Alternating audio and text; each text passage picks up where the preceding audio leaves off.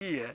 मैं जो समझता हूँ कि हमारे लोग जो हैं सरकार की तरफ से पूरे खुश हैं और ख़ासकर prime minister of India Shrimati Sonia Gandhi ji, Rahul Gandhi ji और हमारे माननीय मंत्री गुलाम नबी आज़ाद साहब, जिन्होंने जिस तरीके के साथ लोगों को लेह में टैकल किया है और जिस तरीके के साथ उनको जो है मदद दी गई है, तो मैं जो समझता हूँ कि बहुत ही अप्रिशिएबल जो है वो स्टेप है। और बॉर्डर पर भी जहाँ जहाँ मुसीबत, जहाँ जहाँ दिक्कत आ रही है, वहाँ वहाँ सरकार जो है वो हमारी मदद कर रही है, खासकर शाम में। जी चौधरी साहब, धन्यवाद आपका बहुत बहुत हमारे साथ जुड़ने के लिए। डिप्टी सीएम साहब, जैसा कि अभी एक्स मिनिस्टर गारूराम चौधरी जी ने भी ये कहा कि अब ये इस समय काफ़ी परेशानियां आई हैं हमारे जम्मू कश्मीर रियासत पे, तो हमने उनको बड़े अच्छे तरीके से हल भी किया है हमारी जम्मू कश्मीर सरकार ने, खासकर क्योंकि आप जम्मू खित्ते के हैं तो लोगों को आपसे काफ़ी ज़्यादा एक रसूख भी है आपका कि लोगों का सोचना है कि भाई जम्मू खित्ते का हैं तो हमारी फेवर भी करेंगे। लेकिन ओवरऑल जम्मू कश्मीर की बात देखी जाए तो इस समय बादल फटने से जो सिचुएशंस आई हैं, कहीं लेह में जो एक इतनी बड़ी कैजुअलिटीज़ होगी बादल फटने से, कश्मीर में भी सुना है, अब सुना गया है कि जम्मू प्रोविंस में भी कहीं हुई हैं। तो क्या लगता है आपको कि ये सिचुएशन को टैकल करने के लिए सरकार अवेयर थी, और अगर नहीं अवेयर थी तो अवेयरनेस के कुछ ऐसे प्रोजेक्ट्स लाए गए हैं? देखिए, ये जो बादल फटने की घटना है, शायद लेह में कहीं काफ़ी पहले कोई एक दो दफ़ा हुई है, लेकिन इस पैमाने पे ये घटना नहीं हुई जी। और हमें ये उम्मीद नहीं थी कि अचानक इस किस्म के बादल फट जाएंगे और इतने सैकड़ों लोगों की जानें जाएंगी, उनका सारा घर बार, सारी जायदाद जो है वो तबाह हो जाएगी। जलजले भी हुआ करते थे, बारिशें होती थी, उससे फ्लड भी आते थे, लेकिन इस किस्म की सिचुएशन नहीं थी। तो इसके लिए गवर्नमेंट विचार कर रही है कि क्या इसके उपाय किए जाएं ताकि आइंदा अगर इस किस्म के कोई हालात बने तो उससे कैसे निपटा जा सके। और ले के लिए हम शुक्रगुजार हैं प्रधानमंत्री जी के, सोनिया जी के, इवन के राहुल जी ने भी वहाँ दौरा किया। प्रधानमंत्री जी खुद आए और उन्होंने लगभग 125 करोड़ रुपए का पैकेज जो था वो ले और करगिल के लिए वहाँ अनाउंस किया। और उसके अलावा भी कुछ ऐसी स्कीमें हैं जिन पे 125 करोड़ के अलावा भी इम्प्लीमेंटेशन जो है वो की जाएगी। इसमें तो कोई दूसरी राय नहीं है डिप्टी सीएम साहब।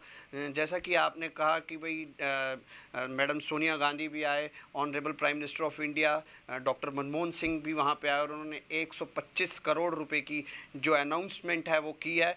लेकिन इसमें शाना बिशाना ये भी लगता है कि आपका भी हाथ लगता है, क्योंकि जो ऑनरेबल सीएम हैं उन्होंने अपने आप को सामने रखा, लेकिन कांग्रेस का नुमाइंदा होने के नाते आपने भी जो ले के लोगों के लिए सेंटर में आवाज़ उठाई, उसी कारण सेंटर भी हिली और सेंटर भी यहाँ पे आई, जिसके कारण काफ़ी हद तक उनको राहत कार्य में मजबूती मिली। जी अपना डिप्टी सीएम साहब, एक और अहम सवाल पूछना चाहूँगा, क्या कुछ ऐसे जैसा कि अभी देखा गया पीछे इरिगेशन और फ्लड कंट्रोल के जो मंत्री हैं उन्होंने भी कहा था कि हमारे पास इस समय जम्मू में फंडिंग नहीं है जो चुनाव से पीड़ित हैं, तो क्या कुछ आपने सेंटर से कुछ गुहार लगाई कि भाई हमें भी इन लोगों की राहत के लिए कुछ दिया जाए? देखिए, पहले तो मैं रिकॉर्ड को क्लियर करूंगा जो पहले आपने सवाल पूछा कि जहां तक हमारे जम्मू कश्मीर की सरकार का ताल्लुक है, हम एक कोलिशन सरकार चला रहे हैं जी।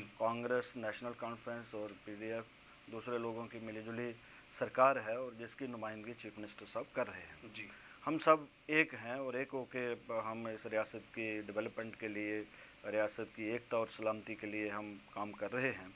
जहाँ तक मैंने मनमोहन सिंह जी की बात करी, सोनिया जी की बात करी, चाहे गुलाम नबी आज़ाद साहब की बात हो, कि जब जब भी हमारी रियासत पे कोई आफत आई, चाहे जलजले की बात हो, चाहे मिलिटेंसी के दौरान बड़े हादसे हों, चाहे सुनामी का मसला हो, जब जब भी आफत आई तो वो खुद चल के जहाँ आए और उन्होंने दिल खुल के हमारी रियासत के अवाम की मदद करने की। लेकिन नुमाइंदा तो चाहिए बताने के लिए, बिल्कुल सही कह रहे हैं आप, लेकिन उनको बताने के लिए आप उनके नुमाइंदे हैं कांग्रेस के, आपको उनको आप अगर सही बताएंगे तो वो आगे कुछ ऐसा कार्य कर पाएंगे। जी डिप्टी सीएम साहब, आप कुछ कह रहे थे? दूसरा जी डिप्टी सीएम साहब, मैं ये कहना चाहता हूँ कि जिस तरीके से इरिगेशन और फ्लड कंट्रोल के मंत्री ने हमें ये बताया कि हमारे पास इतनी फंडिंग नहीं है, तो क्या आप डिप्टी सीएम हैं, उस नाते से आप जम्मू कश्मीर रियासत में, खासकर जम्मू रियासत को, जम्मू खित्ते को कुछ ऐसा इस राहत कार्य में देना चाहते हैं, मतलब देने के लिए आपने सेंटर से गुहार लगाई है? देखिए, जहाँ तक दरिया चनाब और जम्मू तवी की बात है, जो बड़े दरिया हमारे जम्मू के हैं, इसके लिए कुछ प्रोजेक्ट्स पिछले 2-3 साल पहले हमने प्रपोजल तैयार करके भेजे थे। प्रोजेक्ट वहाँ से सैंक्शन हुए और जिस पे काम हुआ, लेकिन वो नाकाफ़ी प्रोजेक्ट हैं, क्योंकि ये बहुत बड़े दरिया हैं जिसमें तो सैकड़ों करोड़ रुपया खर्च होगा। तो हमारी कोशिश है, मैंने बात की है अपने साथियों से, कोलीग से, कि एक बड़ा प्रोजेक्ट बनाया जाए। जैसे दरिया चनाब की बात है, तो अगर उसको हम चैनलाइज करें जी, उस पर काफ़ी रकम तो खर्च होगी, लेकिन लाखों कनाल ज़मीन जो है वो रिक्लेम होगी, वो हमें वापस आएगी। जो वहाँ एग्रीकल्चर के फार्म या कोई हॉर्टिकल्चर के नर्सरी वगैरह इस किस्म के काम में हम उसको यूज़ कर सकते हैं। तो इसके लिए हमें ज़रूरत है कि कुछ सेंटर स्पॉन्सर स्कीम्स या कुछ दूसरे साधन जो हैं वो जुटा के लोगों के जानो माल की रक्षा के लिए, लोगों के घर और जायदाद जो है उनको बचाने के लिए प्रोटेक्शन बंद जो है वो पुख्ता करने पड़ेंगे। जी डिप्टी सीएम साहब, एक अहम सवाल आपसे पूछना चाहूँगा, जो कि आपने अभी जिक्र भी किया कि जो दरियाए चनाब है वो कभी राइट तरफ भागता है तो कभी लेफ्ट तरफ भागता है, क्या कारण है उसका? क्योंकि दरिया चनाब का बहाव जो है वो कोई टेक्निकल रीज़न है या ये कुदरत का ही निज़ाम है इस तरीके से? देखो, इन चीज़ों में तो कुदरत का निज़ाम तो हम ज़्यादा मानते हैं जी, लेकिन दरिया चनाब जो है इसका बहाव बड़ा तेज़ है और ऊपर से इसमें पत्थर कंकर वगैरह मलबा जो है वो बहुत ज़्यादा आता है। तो जहाँ जो एक दफ़ा इसका बहाव रहता है तो वो मलबा, वो पत्थर जो हैं वो नीचे बैठते जाते हैं, जिसकी वजह से वहाँ डेल्टा टाइप बन जाता है और पानी दूसरी तरफ चला जाता है। जी, वो दूसरी दफ़ा दूसरी तरफ अपना रास्ता बना लेते हैं। तो वही एक कारण है कि दरिया चनाब का जो बेड है वो ऊंचा होता चला गया और इसका बहाव किनारों पे होता चला गया। 3-4 किलोमीटर की चौड़ाई में जो फैल गया वो किनारों को जाके इफेक्ट करता है, जो इसका मेन कारण। जी बिल्कुल। जी समय की नज़ाकत को देखते हुए डिप्टी सीएम साहब, मैं आपसे एक आखिरी प्रश्न पूछना चाहता हूँ। आपकी उस जनता से क्या अपील है जो जनता इससे इफ़ेक्टेड हुई है?